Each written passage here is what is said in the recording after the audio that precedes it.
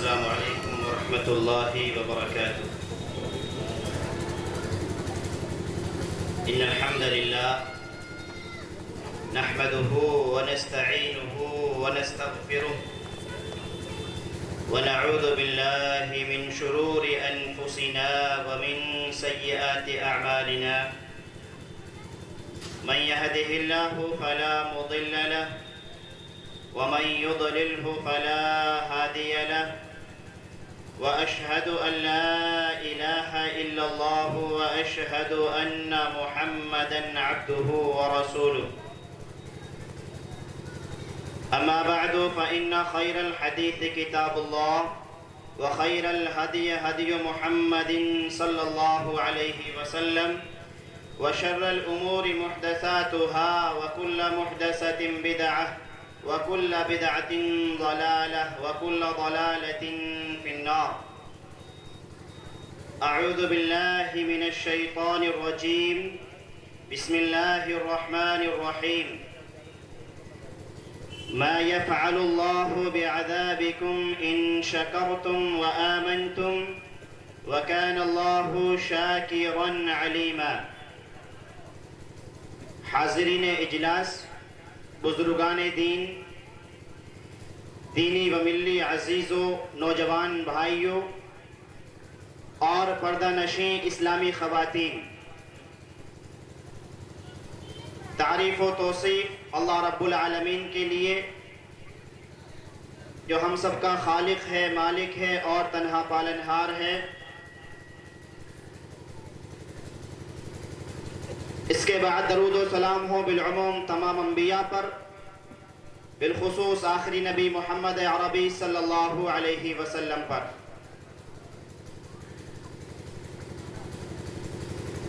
حاضرین اجلاس، موضوع ہے مسلم سماج بربادی کے اسباب و علاج.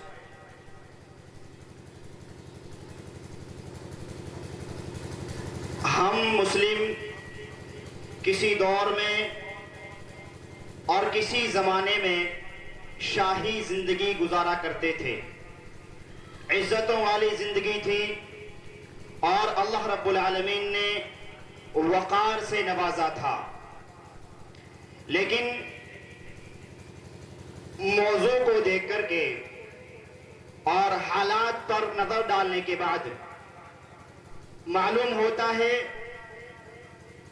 کہ آج مسلمان تزلزل کی زندگی جی رہا ہے اور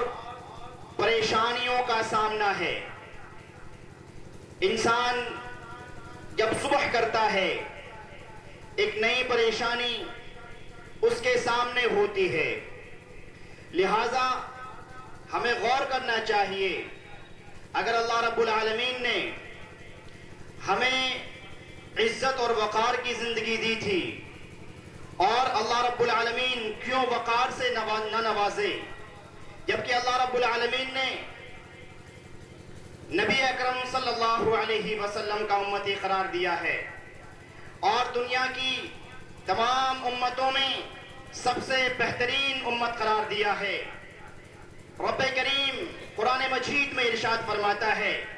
کنتم خیر امت اخرجت للناس تأمرون بالمعروف وتنہون عن المنکر، کہ تم بہترین امت ہو، تمہیں لوگوں کے لیے پیدا کیا گیا ہے، تم لوگوں کو بھلائی کا حکم دیتے ہو، برائی سے روکتے ہو. عزیزو،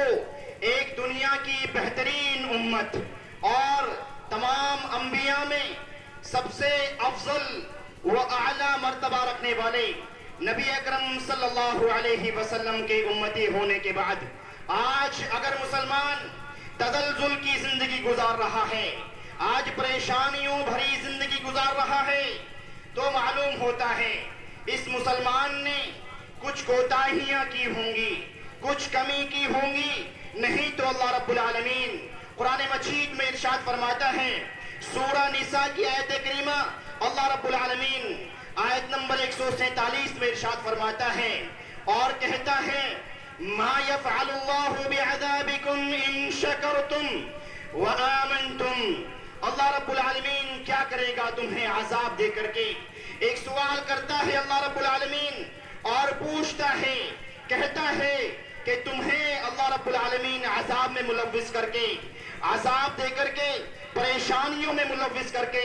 اللہ رب العالمین کیا کرے گا؟ اللہ رب العالمین کا کیا فائدہ ہوگا؟ ان شکرتم و آمنتم، اگر تم اللہ رب العالمین کی شکر گزاری کرو، اگر تم اللہ رب العالمین پر ایمان رکھو. آیت کریمہ میں اللہ رب العالمین نے جہاں سوال کیا ہے وہیں پر عذاب کی وجہ بتا دی ہے اور بتا دیا ہے اگر تم عذاب سے دوچار ہو،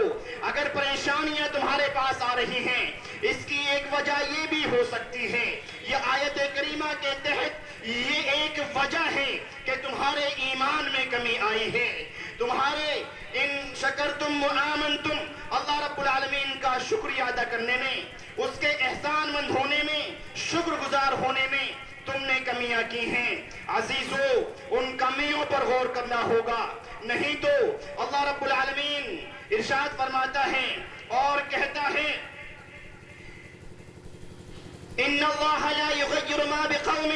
حتی یغیروا ما بانفسہم. اگر پریشان ہو یا عذاب میں ملوث ہو، پریشانیوں سے دوچار ہو اور پریشانیوں کا حل تلاش کرنا چاہتے ہو، تو رب کریم کہتا ہے اللہ رب العالمین اس قوم کی حالت کو نہیں بدلتا جو قوم اپنے حالت کے بدلنے کا فیصلہ نہیں کرتی، جو قوم اپنی حالت نہ بدلنا چاہے. اگر زندگی جیسی چل رہی ہے ویسی ہی بہتر سمجھے، انسان اپنے اعمال میں چینجنگ نہ لے کر کے آئے، بدلاؤ نہ لے کر کے آئے. جن وجوہات کی بنا پر اللہ رب العالمین نے پریشانیاں دی ہیں ان وجوہات کو نہ بدلیں، ان اعمال کو نہ چینج کریں، تو اللہ رب العالمین کو کوئی فکر نہیں ہے اس بات کی. اللہ رب العالمین کی ناشکری کر کے یا اس کا ایمان، اس پر ایمان نہ لا کر کے کیسی زندگی گزار رہے ہو. اللہ رب العالمین کہتا ہے پہلے اپنی حالت بدلنے کی فکر کرو، اپنے اعمال بدلنے کی کوشش کرو، تو اللہ رب العالمین حالت بدل دے گا. اللہ رب العالمین وہی زندگی، سکون والی زندگی، اطمینان والی زندگی نصیب کر دے گا. آئیے وجوہات کیا ہیں، وجوہات پر غور کرتے ہیں. اللہ رب العالمین ارشاد فرماتا ہے قرآن کریم میں اور کہتا ہے یعلمون ظاہرا من الحیات الدنیا وہم عن الآخرت ہم غافلون. یہ لوگ دنیاوی زندگی کے بارے میں، دنیاوی تعلیمات کے بارے میں بہت اچھے سے جانتے ہیں، تمام چیزیں ان کو معلوم ہیں. وہم عن الآخرت ہم غافلون، اور یہ لوگ غافل ہو گئے ہیں آخرت سے، دین کے بارے میں، شریعت کے بارے میں، شریعت اسلامیہ کے بارے میں ان لوگوں کے پاس کوئی علم نہیں ہے. اور حقیقت ہے یہ آج دنیا کے بارے میں جو نالج لینا چاہیں، آج مسلم سماج میں لا یعنی چیزوں پر اتنی زیادہ گفتگو اور اس قدر بحث ہوا کرتی ہے جن کا کوئی معنی اور مفہوم نہیں نکلتا. اور اس کے برعکس اگر چھوٹا سا سوال اسلام کے بارے میں، شریعت کے بارے میں معلوم کر لیا جائے اور پوچھ لیا جائے تو ہم مسلمانوں کے پاس یا ہمارے نوجوانوں کے پاس اس کا کوئی جواب نہیں ہوا کرتا. عزیزو، آج اگر پریشان ہیں تو پریشانی کی پہلی وجہ ہے ہم لوگ دین سے دور ہو گئے، ہم نے دین سے دوری کر لی ہے. اور جب دین سے دور ہو گئے، شریعت کو چھوڑ دیا، اللہ رب العالمین کے احکام کو چھوڑ دیا، نبی اکرم صلی اللہ علیہ وسلم کے طریقے کو ہم نے چھوڑ دیا، تو اللہ رب العالمین نے ہمیں عذاب میں ملوث کر دیا، پریشانیاں ہماری مقدر ہو گئیں. آج اگر ہم اپنی پریشانیوں سے نکلنا چاہتے ہیں، عذاب سے دور ہونا چاہتے ہیں، سکون والی زندگی گزارنا چاہتے ہیں، عزیزو، اس کے لیے پہلا کام ہمیں یہ کرنا پڑے گا، ہمیں دین سے لگاؤ پیدا کرنا ہوگا، ہمیں اپنی زندگی کو شریعت سے جوڑنا ہوگا، ہمیں غور کرنا ہوگا کہ ہماری صبح ہو رہی ہے تو شریعت کے مطابق ہو رہی ہے، اللہ رب العالمین کے حکم کے مطابق ہو رہی ہے یا اس کی خلاف ورزی کر رہے ہیں. ہم اگر دن گزار رہے ہیں اللہ رب العالمین کی تعلیمات کے ساتھ گزار رہے ہیں یا اللہ رب العالمین کی نافرمانی کر کے گزار رہے ہیں، ہماری شام ہو رہی ہے تو شام کس طرح سے ہو رہی ہے، ان تمام چیزوں پر ہمیں غور کرنا ہوگا اور احساس کرنا ہوگا. اگر ہم مسجد میں جا کر کے مسلمان ہو رہے ہیں، مسجد میں جا کر کے اللہ رب العالمین کو راضی کرنے کی کوشش کر رہے ہیں، تو ہم باہر آ کر کے اللہ رب العالمین کو ناراض کرنے والے تو کام نہیں کر رہے۔ ہمارے گھروں کے حالات، ہمارے گھروں کے معاملات کہیں ایسے تو نہیں جن سے دین اور شریعت نے، اللہ رب العالمین نے روکا ہو، ہم انہی امور کو اپنے گھروں میں انجام دے رہے ہوں۔ اگر ایسا ہے تو یقین جانیے ہم پریشانیوں سے نہیں نکل سکتے۔ ہمیں اپنے گھروں پر، اپنے معاملات پر، اپنے حالات پر غور کرنا ہوگا اور یہ احساس کرنا ہوگا اگر ہماری زندگی شریعت سے دور ہے تو ہم اپنی زندگیوں میں شریعت کو اپنے پاس لے کر کے آئیں، اپنی زندگی میں شریعت کو جگہ دیں اور نبی اکرم صلی اللہ علیہ وسلم کے طریقے کو اپنائیں۔ اگر ایسا کرتے ہیں تو یقین جانیے ہم اللہ رب العالمین کے حکم کے مطابق زندگی گزارتے ہیں، اور اللہ رب العالمین وہ ہے جس نے ان صحابہ پر، جن صحابہ نے اس شریعت پر عمل کرنے کے بعد، اس شریعت کو عملی جامہ پہنانے کے بعد، نبی اکرم صلی اللہ علیہ وسلم کے فرامین کو ماننے کے بعد، اللہ رب العالمین کے حکم پر عمل کرنے کے بعد ذلتوں کی زندگی سے نکل کر کے عزت کی زندگی گزاری۔ صرف وجہ یہ رہی تھی کہ وہ شریعت کے پابند تھے، قرآن کے پابند تھے، وہ نبی اکرم صلی اللہ علیہ وسلم کے طریقے کو اپنانے والے تھے۔ اللہ رب العالمین نے ذلت کی زندگی سے نکال کر کے عزت کی زندگی میں داخل کر دیا، اور وہ بہت عزت کی زندگی گزار کر کے چلے گئے۔ اور احساس کرنا ہوگا اگر ہم دین پر عمل کر رہے ہیں تو دین پر کہیں اس طرح تو عمل نہیں کر رہے کہ من مانے چیزوں پر عمل کر رہے ہوں۔ جو چیزیں ہمیں بہتر لگ رہی ہوں، جو چیزیں ہمیں اچھی لگ رہی ہوں، ان پر ہم عمل کر رہے ہوں۔ اس کے علاوہ جو چیزیں ہمارے مخالف ہوں یا جو چیزیں ہمیں اچھی نہ لگ رہی ہوں، ان چیزوں کو ہم چھوڑ رہے ہوں، اور ہم سوچ رہے ہوں کہ شریعت اس طریقے سے ہے جس طریقے سے ہم چاہتے ہیں، اسلام وہ ہے جو ہم چاہتے ہیں۔ عزیزو، قرآن کریم کی آیت کریمہ پڑھیں۔ اللہ رب العالمین سورہ بقرہ میں ارشاد فرماتا ہے اور کہتا ہے یا ایھا الذین آمنوا ادخلوا فی السلم کافہ۔ اس اہل ایمان کو، اس مسلمان کو، اس مومن کو اللہ رب العالمین کہہ رہا ہے اے اہل ایمان ادخلوا فی السلم کافہ، اسلام میں مکمل داخل ہو جا، پوری طریقے سے اسلام کو اپنا لے۔ ایسا نہ ہو کچھ چیزوں میں تو شریعت کا پابند ہے اور کچھ چیزوں کو تو منمانی کر رہا ہے۔ اس چیز کو اللہ رب العالمین یہودیوں کا طریقہ بتاتا ہے اور کہتا ہے افتؤمنون ببعض الکتاب وتکفرون ببعض، آئے تم کچھ چیزوں پر ایمان لاتے ہو، تم کچھ اعمال کو کرتے ہو اور کچھ کو چھوڑ دیتے ہو، تم انکار کر دیتے ہو۔ اللہ رب العالمین کہتا ہے فما جزاء من يفعل ذلك منكم الا خزي في الحیاة الدنیا، اگر ایسا کرتے ہو تو یاد رکھو فما جزاء من يفعل ذلك منكم الا خزي في الحیاة الدنیا، دنیا کی زندگی کو ذلیل بنا دیا جائے گا، دنیا میں ذلتوں کے حوالے کر دیا جائے گا۔ اگر ہم کچھ شریعت پر عمل کر کے مسلمان ہوتے ہیں اور کچھ شریعت کو نکار کر کے، شریعت کو ٹھکرا کر کے اس کا انکار کرتے ہیں، تو اللہ رب العالمین واضح طور پر کہتا ہے اور کہتا ہے کہ دنیا میں پریشانیاں تمہارا مقدر ہو جائیں گی۔ لہٰذا عزیزو، ضرورت اس بات کی ہے کہ ہم دین میں مکمل داخل ہو جائیں اور دین کو اپنے طریقے سے نہ مانیں، ہم قرآن کے مطابق، حدیث کے مطابق، نبی اکرم صلی اللہ علیہ وسلم کے طریقے کے مطابق مانیں۔ اب وہ طریقہ ہمارے خلاف ہو یا ہمارے ساتھ ہو، وہ طریقہ اگر ہماری صبح چینج کرنے کے لیے کہے تو ہمیں اپنی صبح بدل دینی چاہیے، اپنے گھروں کے حالات بدلنے کے لیے کہے تو ہمیں اپنے گھروں کے حالات بدل دینا چاہیے۔ اگر ہماری شادیوں میں کچھ معاملات کی چینجنگ چاہتا ہے تو ہمیں اسلام کے مطابق، شریعت کے مطابق اپنی شادیوں میں چینجنگ کر لینا چاہیے۔ عزیزو، اس کے ساتھ ایک بڑا مسئلہ جس وجہ سے آج امت مسلمہ تزلزل کی زندگی گزار رہی ہے، رسوائی کی زندگی گزار رہی ہے، وہ ہے امت مسلمہ کا مختلف ہو جانا، اختلاف میں پڑ جانا۔ آج غور کرنے پر معلوم ہوگا اگر گھر کے دو بھائی ہیں تو دونوں کی آپس میں نہیں بن رہی ہے، کوئی باپ ہے، اس کا کوئی بیٹا ہے، باپ اور بیٹے کے درمیان نہیں بن رہی ہے، ایک کچھ افراد ایک ہی گھر میں رہ رہے ہیں، صبح شام جھگڑوں میں گزر رہی ہے، صبح شام نکل رہی ہے، ان کی جھگڑے چل رہے ہیں، ان کی رات ہو رہی ہے، ایک دوسرے پر لعن و طعن کرتے ہو رہی ہے، ان کی صبح ہو رہی ہے، ایک دوسرے سے مختلف ہو رہی ہے، وہ اس سے اختلاف کر رہا ہے، وہ اس سے اختلاف کر رہا ہے، اور اس سے آگے بڑھتے ہیں، اونچے لیول پہ دیکھتے ہیں تو مسلمانوں کی کیفیت یہ ہے، مسلمان ایک دوسرے کے نام سے اس قدر چڑ محسوس کرنے لگا ہے، اس قدر غضبناک ہونے لگا ہے کہ دوسرے کا نام سننا گوارا نہیں کرتا۔ آج مسلمان فرقوں میں اس طریقے سے بڑھ گیا ہے، ایک مسجد اگر برابر میں ہے اور وہ شخص اگر اس کے فرقے کا نہیں ہے،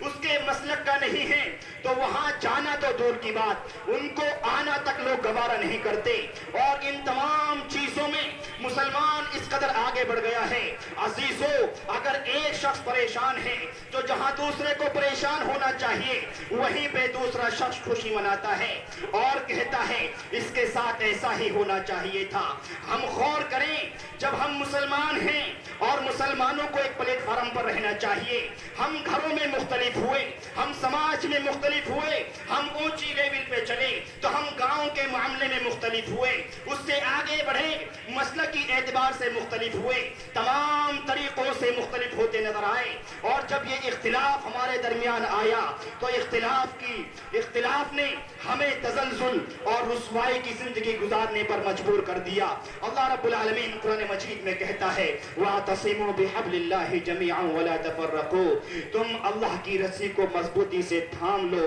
اور فرقوں میں نہ بٹو۔ عزیزو، اس کے ساتھ ایک اور چیز ہے جو رسم و رواج کے نام سے جانی جاتی ہے۔ آج مسلمان جہاں مسلمان ہیں، آج مسلمان جہاں اللہ رب العالمین کو راضی کرنے کی کوشش کرتا ہے، وہیں رسومات کو اس قدر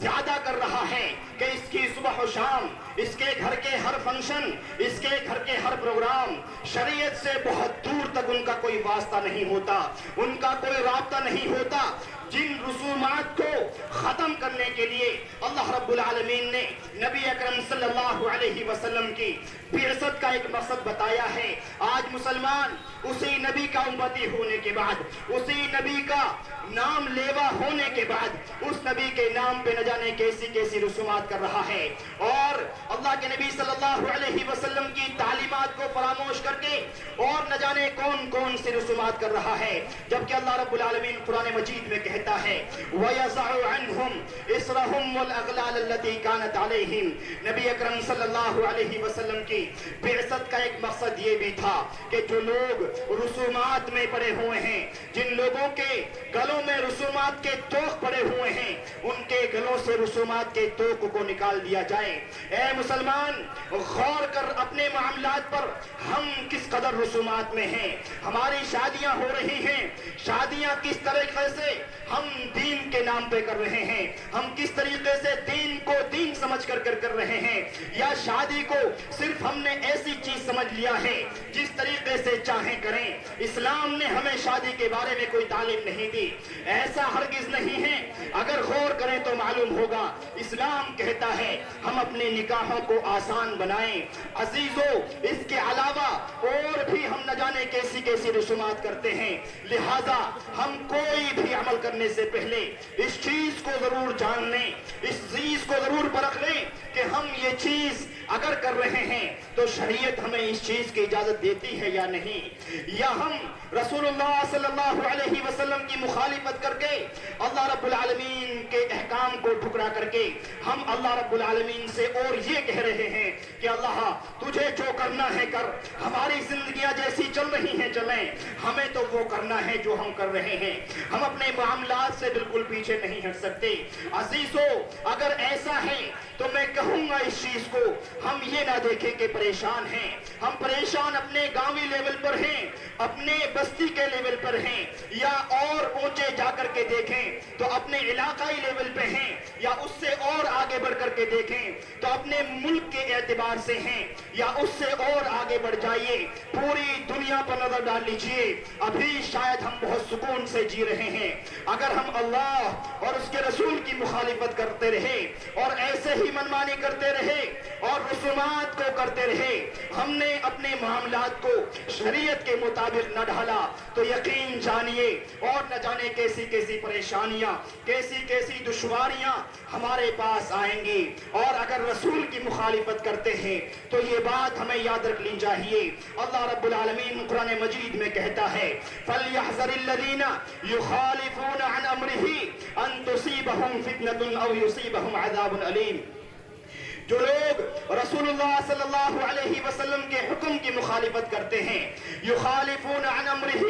ان تصیبہم فتنہ، جو شریعت کی مخالفت کرتے ہیں، اللہ رب العالمین کے احکام کی مخالفت کرتے ہیں، انہیں ڈرنا چاہیے اس بات سے کہ اللہ رب العالمین ان کو فتنے میں مبتلا کر دے، او یصیبہم عذاب علیم، یا ان کو دردناک عذاب پہنچے۔ آج غور کریں ہم کس قدر فتنوں میں پڑے ہوئے ہیں، فتنوں کا معاملہ دل سے ہے، اور ہمارے دل کس قدر سخت ہو گئے ہیں، ہمارے دل کس قدر دین سے دور ہو گئے ہیں، ہمارے دلوں میں کس قدر اسلام سے محبت ہے، ہم کس قدر دنیاوی فتنوں میں پڑے ہوئے ہیں، اس چیز کا اندازہ لگا سکتے ہیں۔ ہم ایک دوسرے سے جلن، حسد اور اسی طریقے سے بغض، ایک دوسرے کی غیبتیں، ایک دوسرے کی چغل خوریاں، ایک دوسروں کو جہنمی قرار دینا، یہ ہمارا شیوا بن چکا ہے۔ ہم صرف اپنے آپ کو جنت کا سرٹیفکیٹ بانٹ رہے ہوتے ہیں اور دوسرے تمام کو ہم بتا رہے ہوتے ہیں کہ تمہارا معاملہ تم کو جہنم میں بھیج دیا جائے گا، یا تم ایسے اعمال نہیں کر رہے، یا تم ہمارے نہیں ہو، یا ہمارے ساتھ نہیں ہو، تمہیں جہنم میں بھیجا جائے گا۔ عزیزو، ہمیں غور کرنا چاہیے، ہم رسول اللہ صلی اللہ علیہ وسلم کی مخالفت تو نہیں کر رہے، اگر کر رہے ہیں تو ہمیں اپنی زندگیوں میں چین دلانی چاہیے، ہمیں رسول اللہ صلی اللہ علیہ وسلم کی باتوں پر، تعلیمات پر عمل کرنا چاہیے۔ اس کے ساتھ دیکھیں ایک اور بڑی وجہ ہے، وہ ہے دنیا سے محبت اور آخرت سے غافل ہو جانا۔ ہم دنیا میں اس قدر پڑ گئے ہیں، ہم چھوٹا سا ذریعہ تلاش کرنے کے لیے، چھوٹی سی انکم سورس بڑھانے کے لیے اللہ رب العالمین کے نہ جانے کون کون سے احکام کو ٹھکرا دیتے ہیں۔ ہمارا چھوٹا سا معاملہ ہو، ہم نمازوں کو ضائع کر دیتے ہیں۔ معاملہ تو بہت دور کی بات ہے، اگر ہم یوں ہی بیٹھے بات کر رہے ہوں تو شاید نمازیں ہماری چھوٹ جاتی ہیں۔ عزیزو، راوی حدیث حضرت صوبان رضی اللہ تعالیٰ عنہ وہ کہتے ہیں رسول اللہ صلی اللہ علیہ وسلم نے ارشاد فرمایا یوشک الامم ان تداعى علیکم کما تداعى الاکلہ، کہ نبی اکرم صلی اللہ علیہ وسلم نے ارشاد فرمایا ان قریب تمہارے اوپر ایک زمانہ ایسا آنے والا ہے جب دنیا کی دوسری امتیں تمہارے اوپر ٹوٹ پڑیں گی۔ دنیا کی تمام امتیں وہ مختلف ہوں گی، کوئی یہودی ہوگا، کوئی نصرانی ہوگا، کوئی رافضی ہوگا تو کوئی کچھ اور ہوگا، وہ تمام کے تمام مختلف ہوں گے، ان کی باتیں مختلف ہوں گی، ان کے عقیدے مختلف ہوں گے، ان کے اعمال مختلف ہوں گے، ان کی عبادت گاہیں الگ ہوں گی، ان کے عبادت کرنے کے طریقے الگ ہوں گے، لیکن جب معاملہ تمہارا آئے گا وہ تمام کے تمام الگ ہونے کے بعد، مخالف ہونے کے بعد، ایک دوسرے سے الگ ہونے کے بعد بھی تمہارے اوپر ٹوٹ پڑیں گے، اور دنیا کی تمام امتیں تمہارے اوپر ٹوٹ پڑیں گی۔ اس طریقے سے ٹوٹ پڑیں گی جیسے بھوکے لوگ دسترخوان پر ٹوٹ پڑتے ہیں، جیسے بھوکوں کو دسترخوان پر دعوت دی جاتی ہے، اس دسترخوان پر دعوت دی جاتی ہے جس پر کھانا رکھا ہوتا ہے، جس پر اللہ رب العالمین کی نعمتیں رکھی ہوتی ہیں، اس کے لیے بلایا جاتا ہے آئیے دسترخوان حاضر ہے۔ اللہ کے نبی صلی اللہ علیہ وسلم نے کتنے اچھے انداز میں اس آیت کریمہ میں پیشین گوئی کی ہے اور فرمایا ہے کہ مسلمان مالدار ہوں گے، ان کے پاس دولت کی کمی نہ ہوگی، ان کے پاس شہرت کی کمی نہ ہوگی، ان کے پاس تمام چیزیں ہوں گی، اور تمام چیزیں ہونے کے بعد لوگ ان کے اوپر ٹوٹ پڑیں گے، اس طریقے سے ٹوٹ پڑیں گے جیسے بھوکے لوگ دسترخوان پر ٹوٹ پڑتے ہیں۔ فقال قائل، ایک سائل سوال کرتے ہیں اور پوچھتے ہیں وَمِن قِلَّةٍ نَحْنُ يَوْمَئِذٍ، اے نبی اکرم صلی اللہ علیہ وسلم بتائیے کیا اس موقع پر جب دنیا کی دوسری امتیں ہمارے اوپر ٹوٹ پڑیں گی اس وقت ہماری تعداد تعداد کم ہوگی. نبی اکرم صلی اللہ علیہ وسلم کہتے ہیں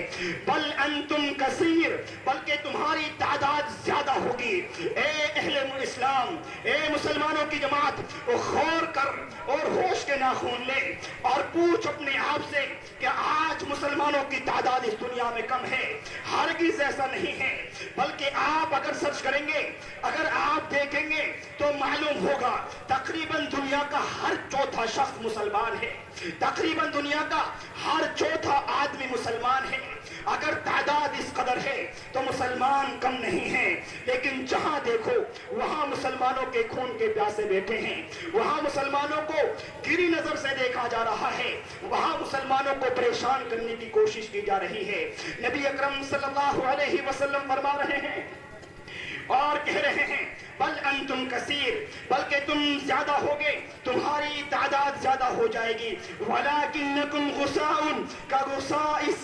لیکن تمہاری اوقات، تمہاری حیثیت ایک جھاگ کے ببولے کے مانند ہوگی. وہ ببولا، وہ جھاگ جو پانی کے اوپر ہوتا ہے، اسے تھوڑی سی دیر میں مٹایا جا سکتا ہے. یوں کہہ لیجئے تھوڑی سی ہوا چلے اس کو مٹانے کے لیے کافی ہے. یوں سمجھ لیجئے بڑا سمندر ہے، اس پر چھوٹا سا تنکا ہے اور وہ تنکا ایک تھوڑی سی ہوا کا محتاج ہے. ہوا چلے کہ اسے ادھر کھینچ لے، ہوا چلے کہ اسے ادھر بھگا دے، اسے کس کونے پہ جا کر کے لگا دے. یعنی کیفیت کچھ اسی طریقے کی ہوگی. اوقات بالکل ختم ہو جائے گی، ویلیو نہ ہوگی. ہر شخص جدھر چاہے گا لگانے کی کوشش کرے گا اور لگا کر کے سوچے گا کہ یہ کام میں نے اچھا کیا ہے. عزیزو بتائیے آج معاملات کیا ہیں؟ دنیاوی چیزوں پر نظر ڈالنے پر، سماج اور معاشرے کا اندازہ لینے پر معلوم ہوتا ہے کہ مسلمان کس قدر زندگی گزار رہا ہے. فرمایا نبی اکرم صلی اللہ علیہ وسلم نے وَلَيَنْزِعَنَّ اللَّهُ مِنْ صُدُورِ عَدُوِّكُمْ، اللہ رب العالمین وہ تمہارے دشمن کے سینے سے تمہارے خوف کو نکال دے گا. اور فرمایا وَلَيَقْذِفَنَّ اللَّهُ، اللہ رب العالمین تمہارے دلوں میں ایک بیماری ڈال دے گا اور وہ بیماری وہن کی بیماری ہوگی. فقال قائل، پھر ایک سائل سوال کرتے ہیں اور پوچھتے ہیں وَمَا الْوَهْنُ یا رسول اللہ، یہ وہن کیا چیز ہے؟ نبی اکرم صلی اللہ علیہ وسلم کہتے ہیں حب الدنیا وکراہیت الموت. عزیزو اللہ کے نبی صلی اللہ علیہ وسلم کی اس حدیث سے ہم سیکھیں اور جانیں. اللہ کے نبی صلی اللہ علیہ وسلم نے کہا تمہارے درمیان دنیا کی محبت آ جائے گی اور تم موت کو بھول جاؤ گے، تم موت سے کراہیت محسوس کرو گے.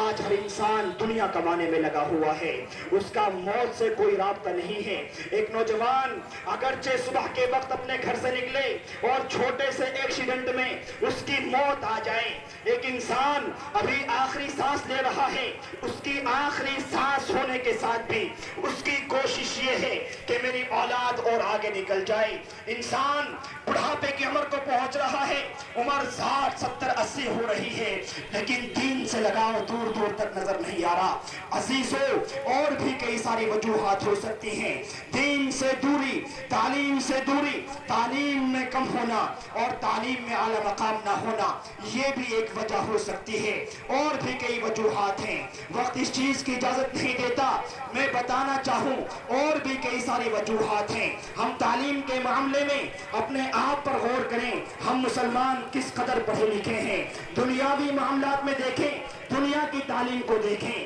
یا ہم شریعت کی تعلیم کو دیکھیں. اور خصوصاً اگر ہم شرعی تعلیم پر نظر ڈالیں تو ہمارا سماج بہت اچھے سے اس چیز پر شاہد ہے کہ ہمارے بچے کس قدر دین کو پڑھ رہے ہیں. عزیزو ضرورت اس بات کی ہے کہ ہم پریشان ہیں، ہم عذاب میں مبتلا ہیں، عذاب میں ملوث ہیں، تو اپنے اعمال کو بدلیں. ہم ایسے اعمال اپنی زندگی میں لے کر آئیں جن کو اللہ رب العالمین چاہتا ہے. وہ اعمال کریں جن کا حکم اللہ رب العالمین نے ہمیں دیا ہے. وہ اعمال کریں جو رسول اللہ صلی اللہ علیہ وسلم کرنے کے لیے کہتے ہیں، اور ہر اس چیز کو جس سے رسول اللہ صلی اللہ علیہ وسلم نے منع کیا ہے ہم ابھی اور اسی وقت اس چیز کو چھوڑنے کا تہیہ کر لیں اور جان لیں اگر ہم شریعت کے مخالف رہیں، رسول اللہ صلی اللہ علیہ وسلم کی تعلیمات کے مخالف رہے تو عزیزو یہ زندگی، یہ دنیاوی زندگی تو عزتوں کی زندگی زندگی بہت دور کی بات ہے، ہم آخرت کی زندگی کو بھی بہتر نہ بنا سکیں گے، ہماری دنیاوی زندگی بھی بیکار ہوگی، آخرت کی زندگی بھی بیکار ہوگی۔ آخر میں ہم دعا کریں گے کہ اللہ رب العالمین ہماری زندگیوں میں جو پریشانیاں ہیں، جو دشواریاں ہیں، اللہ تو ان تمام دشواریوں کو، ان پریشانیوں کو ختم فرما دے۔ الہ العالمین نبی اکرم صلی اللہ علیہ وسلم کے طریقے کے مطابق عمل کرنے کی توفیق عطا فرما دے۔ آمین۔ وآخر دعوانا ان الحمدللہ رب العالمین۔